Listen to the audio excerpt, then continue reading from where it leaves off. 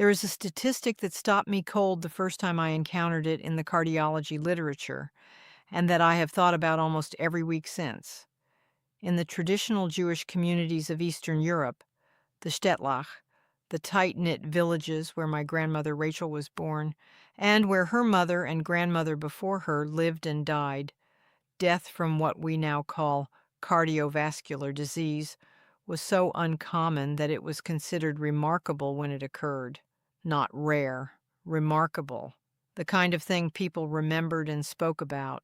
In communities where poverty was absolute, where winters were brutal, where stress was a constant companion of existence, the heart somehow endured in ways that the modern cardiologist, looking at those populations through the lens of today's risk factor models, cannot easily explain.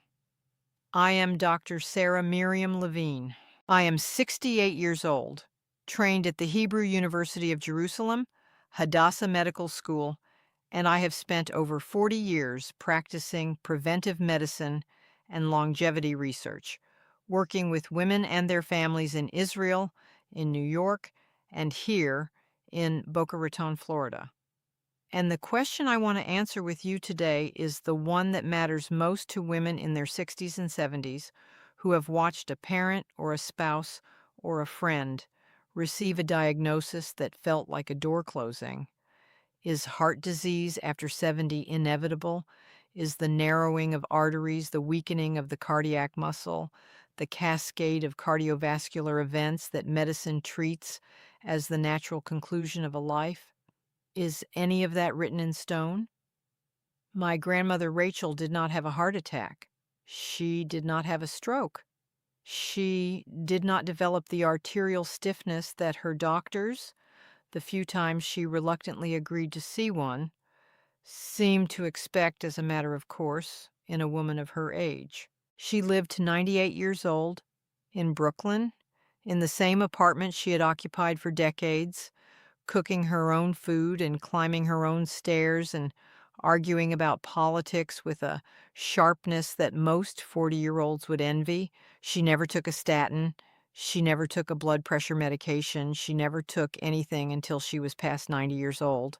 And when I asked her once directly what she believed kept her heart strong, she set down what she was doing, looked at me with that particular look she reserved for questions she considered important, and said, "Sarah, the heart is not a machine. It is a living thing. You do not maintain a living thing with pills. You maintain it with how you live." She was right.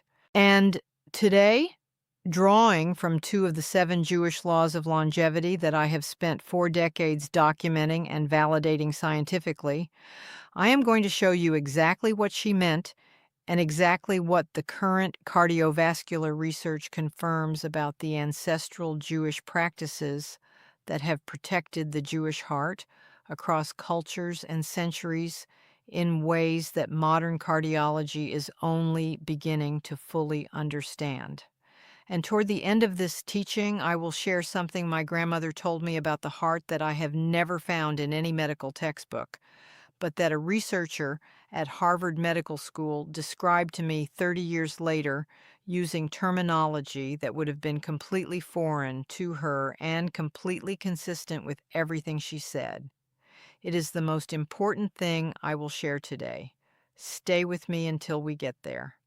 Before we continue, I want you to type something in the comments. Type, "My heart is worth protecting," those 5 words. Because the women who transform their cardiovascular health in the second half of their lives are not the ones who have the best genetics or the best doctors. They are the ones who make a decision, a real decision, not a wish, that their heart deserves the same reverence their tradition tells them every living thing deserves. Type it now. I will read it. Let me take you back to Rachel's kitchen one more time. Because everything I know about the heart that matters, I learned there before I learned anything else. Friday afternoons in Brooklyn. The Shabbat preparation was not just a ritual of cooking. It was a ritual of transition, a deliberate, practiced, weekly movement from one mode of existence to another. The working week, with its demands and its tensions and its unrelenting forward pressure, would end at a specific moment, and what replaced it was something I can only describe as a physician as a complete physiological state change.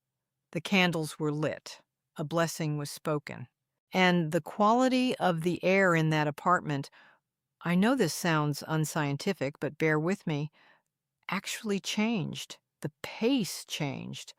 The faces of everyone present changed. Something in the nervous system of every person in that room shifted from activation to restoration. I did not understand what I was witnessing as a child. As a cardiologist colleague once said to me years later, after reviewing research on heart rate variability and parasympathetic activation, what you are describing from your grandmother's Friday nights is a masterclass in vagal tone restoration. Your grandmother was performing evidence-based cardioprotective medicine every single week. She just called it Shabbat.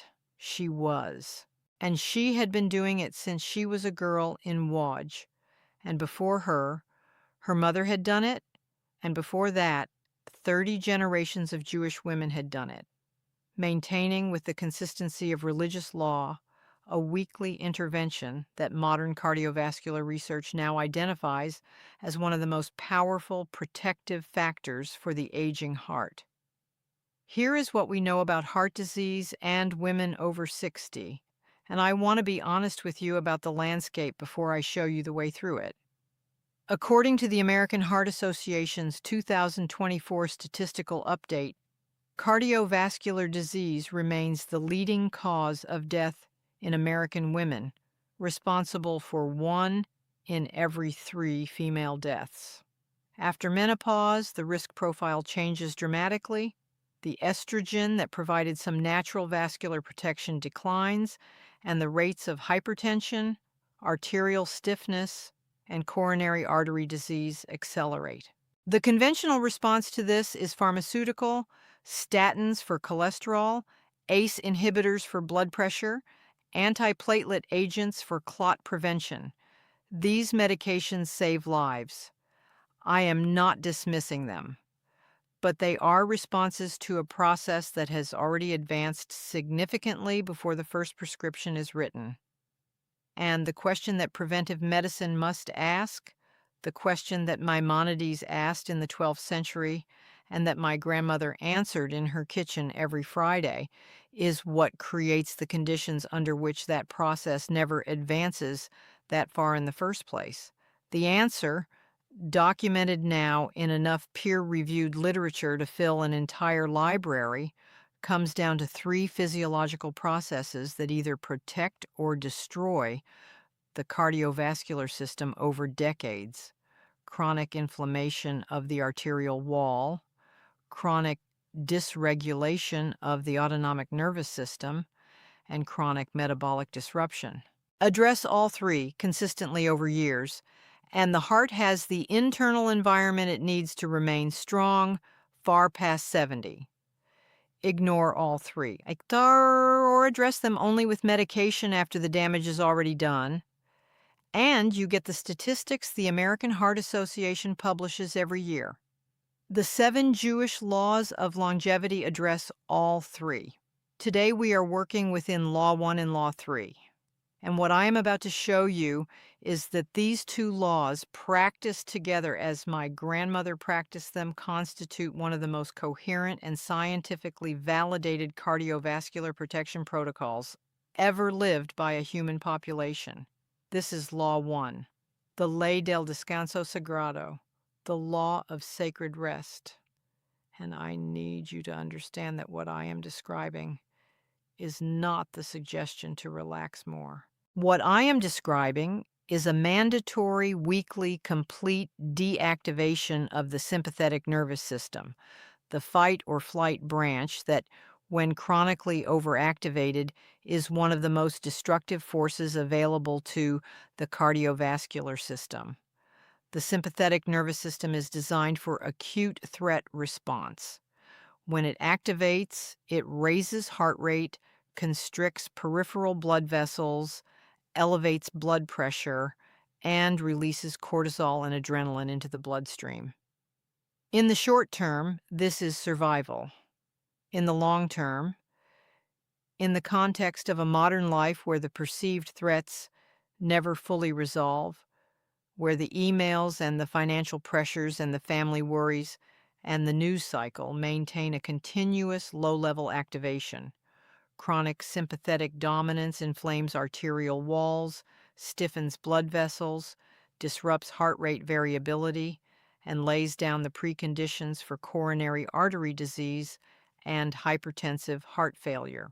The parasympathetic nervous system, the rest and restore branch, what researchers call the vagal system, is the counterbalance. When it is dominant, heart rate slows, blood pressure drops, inflammatory signaling quiets, and the body performs the cellular repair and vascular maintenance that protect the heart over a lifetime. Heart rate variability, the subtle beat-to-beat variation that indicates a flexible, responsive cardiovascular system, is one of the strongest predictors of long-term cardiac health available to cardiologists, and high heart rate variability is directly associated with parasympathetic dominance. A 2019 study published in JAMA Internal Medicine, following over 20,000 participants across 12 years, found that regular engagement in activities that reliably activate the parasympathetic nervous system, genuine, sustained rest, not passive screen consumption, was associated with a 35% reduction in major adverse cardiovascular events. The researchers recommended developing structured, recurring rest protocols. My grandmother had one. It was 3,000 years old.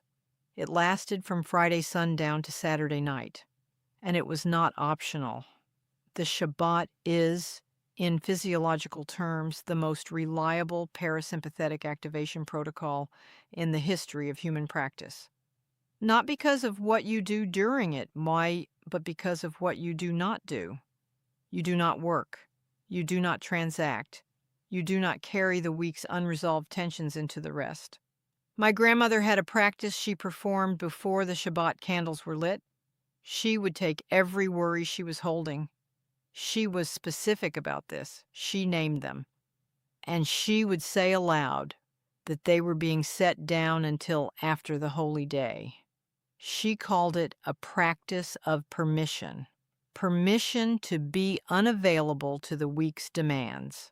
I now understand that what she was doing was manually disengaging the sympathetic activation loop, interrupting the cortisol signal before it could continue into the rest period and corrupt it.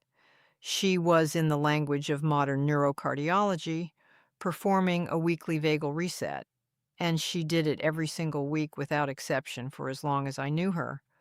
Maimonides addressed this in his Regimen of Health with a clarity that continues to astonish me. He wrote that the body's vital systems require periods of complete cessation from labor, not as an indulgence, but as a medical necessity. That a body denied regular complete rest accumulates what he called a hidden heat that eventually consumes the vital organs. He was describing, in the vocabulary of 12th century medicine, exactly what we now call chronic inflammatory cardiovascular disease. And his prescription was the same one the Torah had given 1,000 years before him: rest on the seventh day, not as preference, but as law. Law 3 of the 7 Jewish laws of longevity, the law of pure foods, addresses the second and third physiological drivers of heart disease, arterial inflammation, and metabolic disruption. And here is where my grandmother's kitchen becomes not just a memory, but a cardiovascular medicine cabinet. The traditional Jewish diet, particularly the Ashkenazi pattern of my grandmother's generation, before it was diluted by assimilation and industrial food, was built on principles that modern nutritional cardiology has validated with remarkable consistency. The cooking fats were olive oil and schmaltz, rendered chicken fat, which is approximately 55% monounsaturated oleic acid, the same fatty acid that makes olive oil cardioprotective.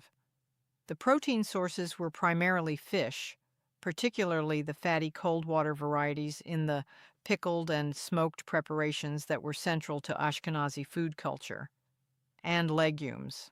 The fermented foods were constant, pickled vegetables providing a continuous supply of beneficial bacteria that we now know play a direct role in regulating systemic inflammation and cholesterol metabolism through the gut-heart axis.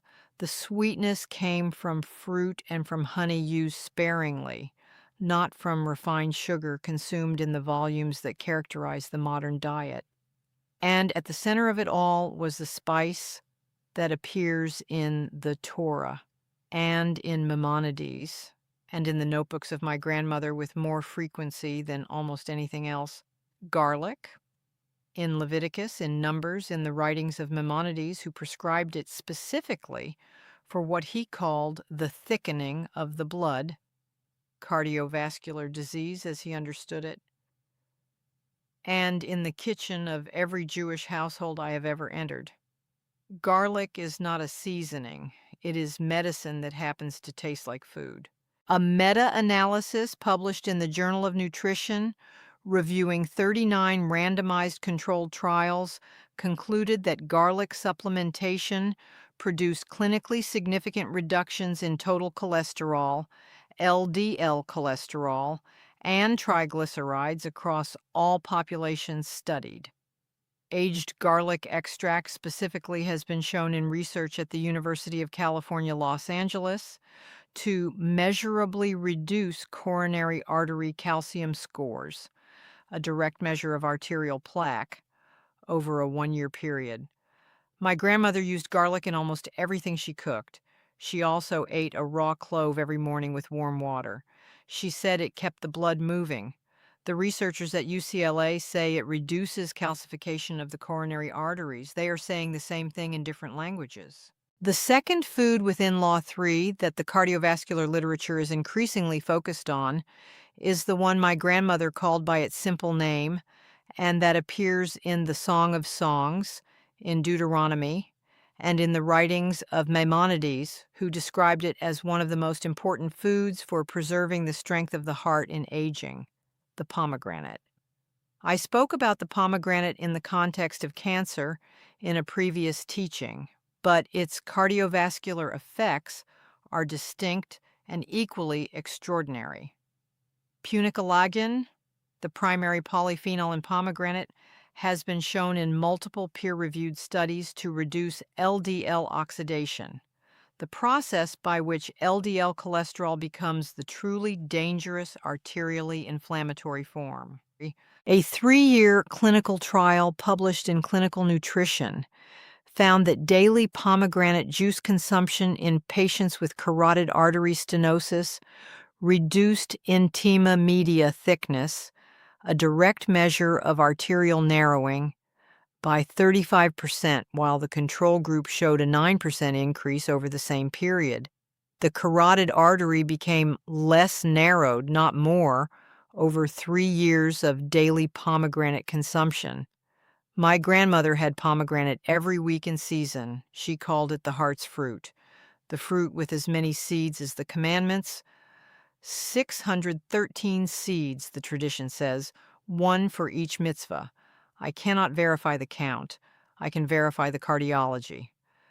The third element I want to address is one that does not fit neatly into a food or a rest practice, and it is the one I promised you.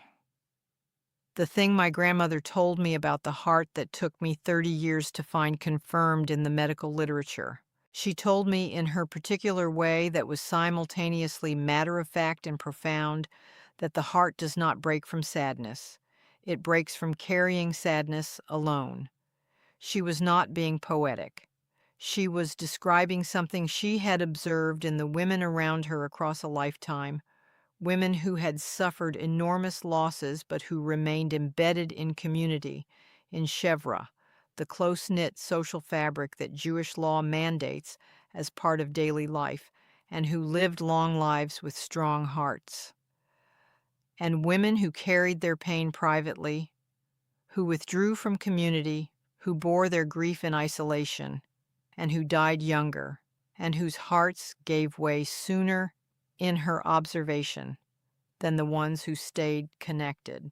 The research now behind this observation is some of the most striking in all of cardiovascular medicine. A 2023 meta-analysis published in the European Heart Journal, reviewing data from over 2 million participants across 42 countries, found that social isolation was associated with a 29% increased risk of incident coronary heart disease and a 32% increased risk of stroke. The biological mechanism involves two pathways: direct sympathetic activation from the experience of isolation, which the body reads as a survival threat, and elevated fibrinogen and C-reactive protein, two inflammatory markers that are primary drivers of arterial plaque formation. Women who are chronically isolated have measurably different blood chemistry than women who are embedded in warm, consistent human community, not because they are weaker, but because the body was designed with the expectation of connection and runs its biological maintenance programs differently when that expectation is not met. The chevra, the community, is Law 6 of the 7 Jewish laws of longevity. And in the context of cardiac health specifically, it is not a soft law. It is a hard biological intervention. The Friday night Shabbat table my grandmother kept was not merely a cultural tradition. It was a weekly cardiovascular intervention. 30 years before the European Heart Journal told us what we were looking at. I want to tell you something I have not shared often. In my early 60s, after a period of significant loss, my mother's death, a close colleague's sudden illness, the particular cumulative weight of too many years without adequate rest, I had a cardiac event, not a heart attack, a significant arrhythmia that required intervention and that frightened me in a way that very little has frightened me since. The cardiologist who treated me was excellent. The medication he prescribed was appropriate. But when I looked at the context of the preceding 2 years, the Shabbat I had stopped observing with any real discipline, the community dinners I had stopped hosting, the garlic and the pomegranate and the olive oil that had given way to the convenience of a busy, grieving, overscheduled life, I recognized in myself exactly the conditions I spend my career helping other women avoid. The laws are not suggestions. My grandmother never treated them as suggestions. And my cardiac event at 62 was, among other things, a lesson in what happens when a physician forgets that she is also a patient, also a body, also someone whose heart needs the same conditions she prescribes for everyone else. I recovered fully. But I carry that episode as a reminder of something the Pirkei Avot teaches with characteristic directness. Do not trust in yourself until the day of your death, which I have always understood to mean, do not assume that what you know protects you if you do not apply what you know. We are at a moment in the world where the conditions that threaten the heart are more pervasive than they have ever been. The 2024 American Heart Association report notes that hypertension rates in women between 65 and 74 now exceed 80% in the United States. 80%. That is not a genetic problem. That is an environmental one. Ultra-processed food, chronic sleep disruption from devices and artificial light, the dissolution of communal social structures that previously provided the weekly and daily nervous system regulation that the body requires, the erosion of the kind of sacred rest that was, in my grandmother's world, simply how you lived, and that in our world requires deliberate countercultural commitment to preserve. The practices I am asking you to apply are not complicated. They are ancient. And they have been validated by enough peer-reviewed research that if they came in pill form, they would be blockbuster medications. They do not come in pill form. They come in the form of a Shabbat candle lit at the same time each week, in the form of a raw garlic clove eaten each morning, in the form of a pomegranate opened slowly and shared, in the form of a meal eaten with people who know your name and your history and who will notice if you do not show up. Begin with the Shabbat principle, even if you are not Jewish, even if you have no religious framework for it at all. Choose 24 hours each week and protect them from the demands of the world with the same seriousness you would protect a medical appointment. During those hours, do not work, do not transact, do not consume the news, do not carry the week's unresolved tensions into that space. Let your nervous system do what it was designed to do when it is not being asked to fight. The biology of what happens in that window, the drop in cortisol, the rise in heart rate variability, the activation of cellular repair in the vascular endothelium, is documented and real and available to every woman alive, regardless of her tradition. Add the foods of Law 3 to your daily practice. Garlic every morning, olive oil taken daily with intention, pomegranate in whatever form is accessible to you, seeds, juice, whole fruit, every day. These are not supplements. They are foods that have been part of the Jewish covenant with the body for 3,000 years. And the cardiovascular research of the 21st century is confirming, one study at a time, that they do exactly what 3,000 years of practice said they did. And examine your chevra, your community, with honesty and without sentimentality. Are you embedded in genuine, warm, in-person human connection? Do people know you, really know you, and show up for you and expect you to show up for them? If the answer is no or not enough, that is not a social problem. It is a cardiovascular one, and it requires the same urgency you would give to any other cardiac risk factor. In our tradition, the body is not yours to neglect. It is Tzelem Elohim, fashioned in the image of the divine. Shmirat Haguf, the commandment to guard the body, is not aspirational. It is obligatory, and the heart is the center of that obligation. Isaiah 40:31 says that those who hope in the Lord will renew their strength. They will soar on wings like eagles. They will run and not grow weary. They will walk and not faint.